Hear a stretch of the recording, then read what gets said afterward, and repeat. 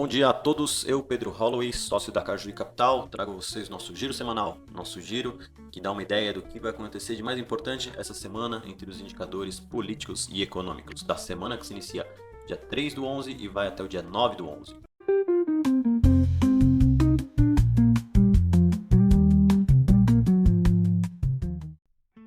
Bom, inicialmente internacional e depois nacional. Nos Estados Unidos a gente ainda está em shutdown. Shutdown está durando 33 dias, a minha legenda ali não me deixa mentir, e o maior shutdown até agora foi de 35 dias, então a gente está se aproximando do maior shutdown da história do governo norte-americano. O shutdown, só lembrando, ele ocorre quando não tem decisão, acordo entre os democratas e republicanos e você tem que restringir os gastos governamentais. Inicialmente ele começa ali com alguns gastos mais superficiais, então de parques federais, bibliotecas, e depois pode levar até a demissões, tá bom? Então os republicanos acusam os democratas e os democratas acusam os republicanos de não chegarem a um acordo. Então cada lado acusa o outro. E com isso a gente vai poder ter um atraso de divulgação dos dados de economia, principalmente os de emprego que seriam essa semana, entre eles o payroll. O payroll depende de funcionários públicos, diferentemente do ADP, e os outros eu não tenho certeza, tá? Mas pode ser que atrasem esses indicadores de emprego.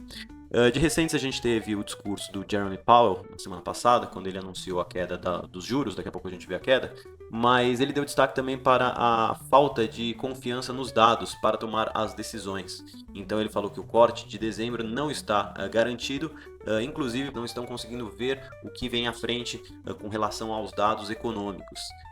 E o shutdown acaba sendo ruim para os decisores de políticas públicas tomarem as suas decisões dos indicadores tão relevantes como o Fed Fund Rates, que foi na semana passada, tá bom?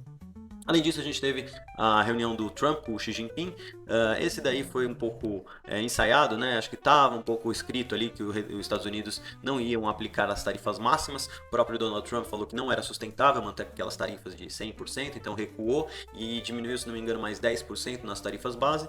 E em troca, a China vai restringir o envio de produtos que fariam a produção do fentanil, que é uma droga ali que tem preocupado o Trump e americanos, e também vai voltar a comprar do agro americano, principalmente soja, tá bom? Mas tem madeira, tem outros insumos que a China comprava e parou de comprar em retaliação aos Estados Unidos. Então isso adia um pouco as discussões, acho que foi um bom meio termo.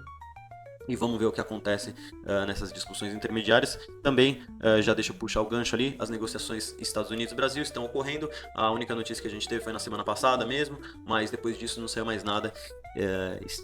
Entende-se que nos bastidores estejam conversando sobre o que vai dar para ceder de cada lado e chegar a tarifas mais razoáveis e acordo interessante para ambos os lados, tá?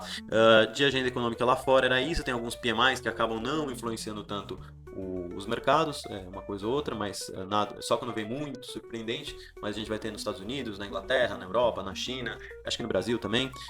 Aqui no Brasil a agenda está bem fraca, o maior indicador que vai sair essa semana é a Selic, vai ser divulgado na quarta-feira, depois dos mercados fecharem, lembrando que a reunião são 2 dias, na terça e na quarta-feira, que o Copom se reúne com membros do Banco Central e está esperada uma manutenção. O que tem de mais interessante é ver o comunicado, ver se eles ainda vão estar hawkish, né? Então vão estar duros com relação a taxa, a manter a taxa alta para a inflação ceder, coisa que já está acontecendo, a gente vai ver lá na Focus, ou se ele vai começar a dar um discurso de, olha, estamos vendo um fim de ciclo e podemos começar a baixar a taxa. Eu acho que não ainda, porque a gente ainda está falando coisa de janeiro, março do ano que vem, tá? De recentes a gente teve dados fiscais, dívida PIB veio muito ruim, não gostei, daqui a pouco a gente vê no gráfico. Dados de emprego vieram muito bons, isso acaba sendo até ruim para a política de juros, mas não deixa de ser bom. E vai ter mudança do horário da bolsa, tá bom? Uma hora depois do que estava começando. Isso serve para ajustar as bolsas globais, tá? Não ficar mudando toda hora. Então, os mercados eles tradam, né? Eles negociam mais ou menos no mesmo horário, e aí cada país que tem horário de verão, tal, acaba ajustando e mantendo os horários fixos, tá? No radar político ali a gente tem a PEC da segurança após a mega operação no Rio de Janeiro, então eu li bastante sobre o tema e alguns consideram sucesso, outros consideram fracasso, né? Então assim, se a gente for contar o número de mortes, foi o maior número de mortes que teve numa operação. Mas a população está apoiando, né? A população que vive ali sob coação dos criminosos está apoiando essa operação e operações semelhantes, tá? Então a gente tem uma dicotomia bem grande entre jornalistas e pautas e vieses para esse tema. Vamos acompanhar, mas parece que o governo federal vai encampar alguma coisa com relação à PEC da segurança, para não deixar essa pauta só para o governador Cláudio Castro lá do Rio de Janeiro. Tá? Acho que é a terceira semana que eu venho falando aqui do Jorge Messias no STF, e o que a gente vê aqui é que ainda tem uma indecisão. Será que o Rodrigo Pacheco voltou a ganhar chance? Então, acho que não. Deve sair essa semana, mas ainda não saiu. Negociações Brasil e Estados Unidos, já falei. Bom, então da agenda, acho que o mais importante aqui é a decisão de taxa de juros que acontece na quarta-feira, tá? O resto aqui, PMIs, sem muita relevância, sem muita coisa, e tem o payroll lá fora.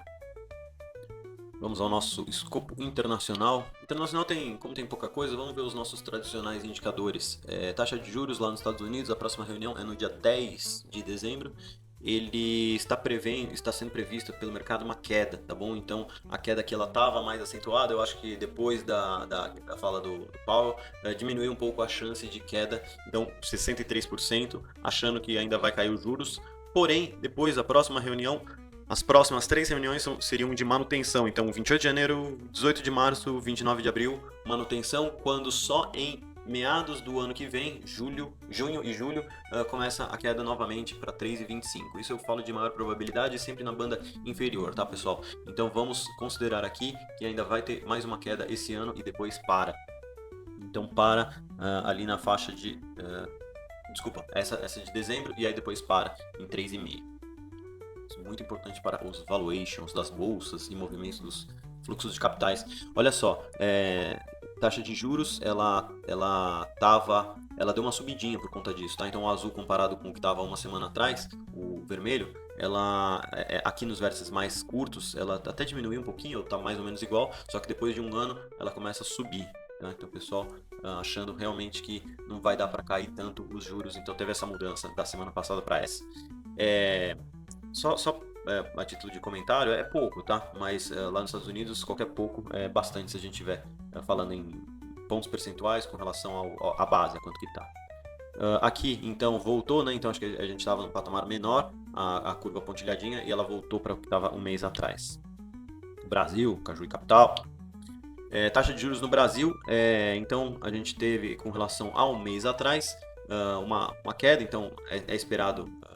Acho que um mês atrás estava um pouquinho mais estressado, mas o que a gente pode ver aqui é que no longo prazo ele volta a se aproximar de 13,75 aqui mais ou menos, tá? E esse próximo ciclo começaria, daqui a pouco a gente vê quando o mercado está esperando que comece, mas viria até 13%. Então de 15 para 13 não é grandes coisas, né?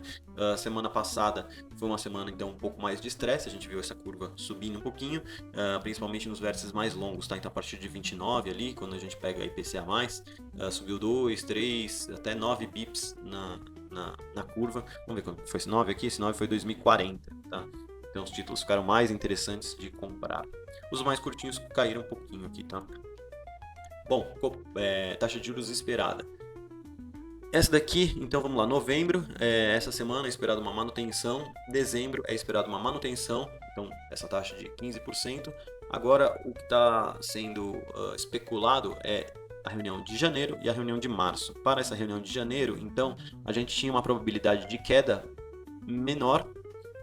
maior, e agora a gente tem uma probabilidade de queda menor, tá? Então, ali estava, eu acho que uns 52% de expectativa, e agora foi para 58%, que acham que a Selic vai ser mantida em 15% em janeiro de 2026. Tá?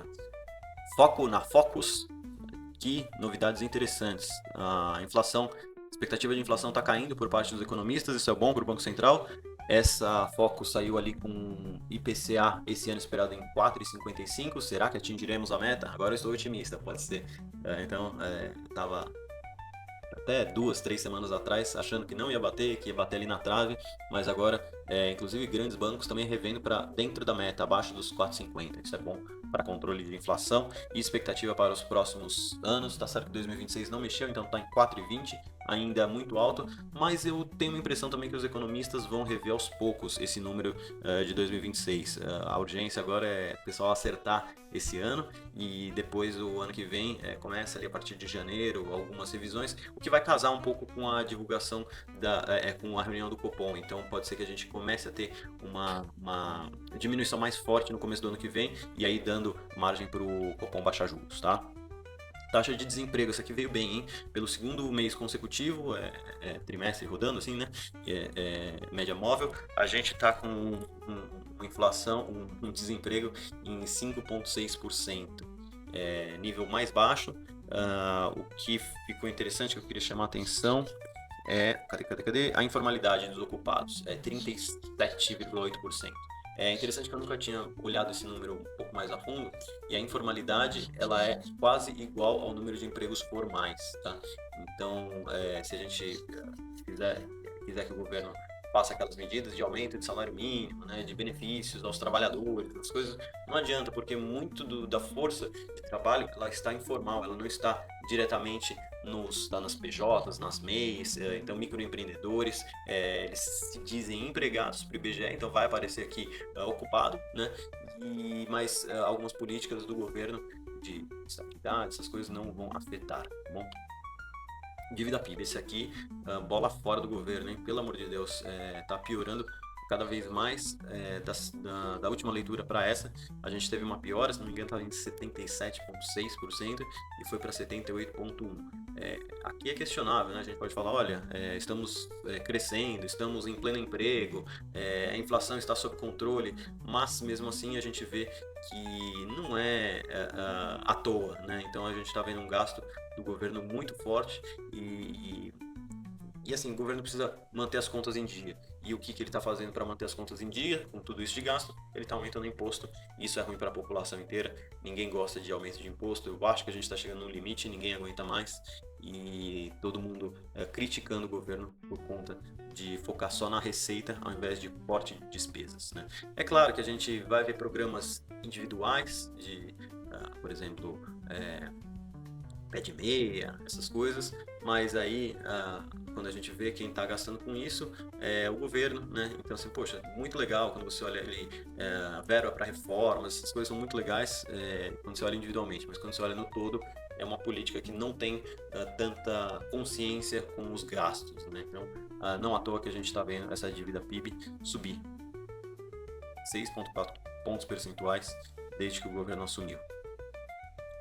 CDS Brasil, o humor dos investidores estrangeiros melhorou com relação à semana anterior, que estava 144 e foi para 138 pontos. Aqui voltando, né? Então acho que quando estava 133, estava muito bom. Tá certo que bateu aquele 125, foi no otimismo, mas esse 138 não está ruim não. Mercados, vamos ver o que aconteceu aqui. Bolsa de valores em novos recordes.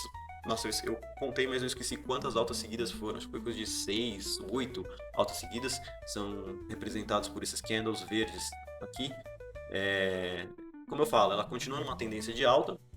Agora está chegando um ponto importante, tá? Talvez ela tenha uma realizadinha antes de continuar a subir. E o que a gente vê é aquelas coisas que, se replicar o mesmo movimento que foi essa última alta, ele pode chegar aqui a seus 153 mil pontos, pode chegar a coisas bem altas, bem interessantes, movimento para a bolsa. Isso no técnico, tá? No fundamentalista, o que a gente vê é um alívio lá nos juros americanos, pelo menos aqueles de curto prazo, e a expectativa continua de quando que a Selic vai baixar, né? Porque daí você tem uma previsibilidade para você fazer os seus valuations, e esses valuations precisam de juros baixos para crescer. Aqui não tem jeito, né? Então a gente gosta de olhar o micro da empresa, olhar quanto que a empresa tem vantagens competitivas, essas coisas, mas a taxa de juros ainda é fundamental para todos os valuations que são feitos. Com essa melhoria de humor, a gente teve também uma entrada de investidor estrangeiro. Esse número estava bem pior, tá? Estava em 3,7 bilhões saindo esse mês, se não me engano, e agora foi para menos 1,7 bilhões saindo este ano. Deixa eu só ver minha colinha.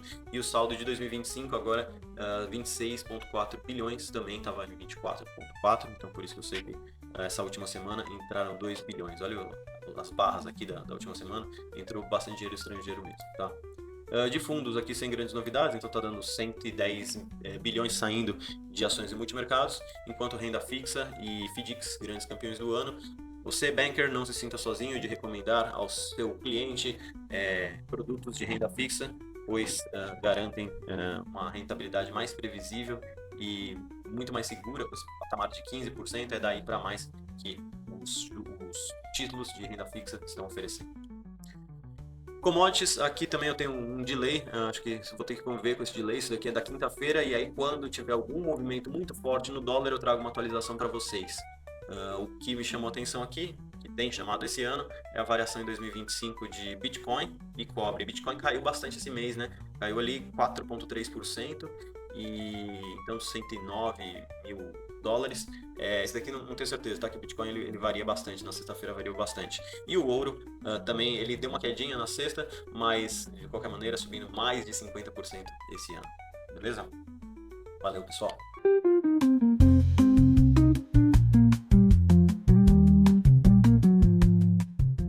Vindo para as nossas oportunidades da semana, se você quiser investir em FDIC, fale comigo, estou com uma oportunidade bem interessante, um dinheiro curto, tá? Pouca coisa entre 5 e 10 milhões. Fale comigo no direct, manda uma mensagem no LinkedIn, que está saindo coisa boa aí, bem estruturada, bem com um yield bom para o investidor, e aí a gente se fala, ainda dá tempo porque estamos estruturando. Um abraço, pessoal!